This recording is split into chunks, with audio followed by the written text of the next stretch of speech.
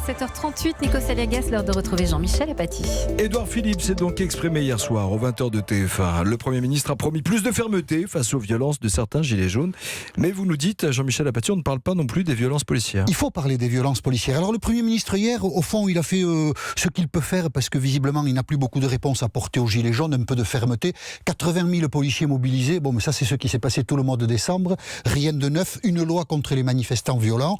Bon, il va falloir la voter, ça ne va pas se mettre en place tout de suite. Peut-être que la seule chose intelligente, c'est de contreventionnaliser, enfin bon, chacun aura rectifié et mis le bon verbe, le port de la cagoule, parce que ça pose des problèmes. Mais sur le fond, le Premier ministre, c'est vrai, fait l'impasse sur la violence des policiers. On parle beaucoup de la violence des gilets jaunes, on a raison d'en parler, on a raison de la condamner. Il y a aussi des violences policières et on n'en parle pas. On a tous vu et on a tous été choqués par cette image samedi du commandant de police à Toulon, qui est en train de boxer à main nue un manifestant gilet jaune qui est debout contre un mur. Et, enfin, on se dit quand même, cette violence, pourquoi ce policier est-il aussi violent, d'autant qu'une deuxième vidéo le montre un peu plus tard. Il plaque un gilet jaune sur le capot d'une voiture et là aussi il le frappe. Ça sert au maintien de l'ordre, cette violence? Alors l'inspection générale de la police nationale va enquêter, on aura le résultat dans quelques semaines, on aura presque oublié l'histoire. Une information judiciaire aussi est ouverte, mais enfin le Premier ministre hier soir ou pendant le week-end le ministre de l'Intérieur Christophe Castaner aurait dû saisir cette occasion, puisqu'on a vu ce policier violent, on l'a tous vu et ça nous a tous choqués.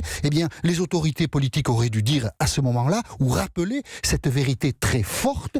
La police bénéficie de la force, bien sûr, mais elle doit maîtriser la force que lui accorde la loi. Sinon, ça devient de l'injustice. Et évidemment que la police ne maîtrise pas toujours sa force, parce que les policiers, ce sont des hommes, et qu'il y a des failles chez tous les hommes. Ils ne sont pas à bout de nerfs. Mettons que leurs conditions de travail sont très difficiles, mais parfois ils s'autorisent des facilités. On a tous vu des vidéos depuis le 17 novembre, où des manifestants sont tabassés, et on ne voit pas bien quand on voit la vidéo en quoi ça sert le maintien de l'ordre dans les situations données. Il y a une cinquantaine de cas que l'IGPN regarde aujourd'hui, beaucoup de tirs de flashball de la police qui sont contestés. Le flashball, c'est une arme de défense qui est donnée aux policiers, les balles ne peuvent pas tuer, mais si le tir est fait de manière tendue, c'est le terme technique, c'est-à-dire à l'horizontale, comme un fusil, ça peut faire beaucoup de dégâts, notamment dans le visage. Et on voit des manifestants qui ont été touchés par des flashballs au visage. Visiblement, ils ont été victimes de tirs qui n'étaient pas... On peut perdre un œil, par exemple. Absolument, qui n'étaient pas faits dans des conditions légales, parce que c'est de ça qu'il s'agit. Aucun policier n'est suspendu. Et les gilets jaunes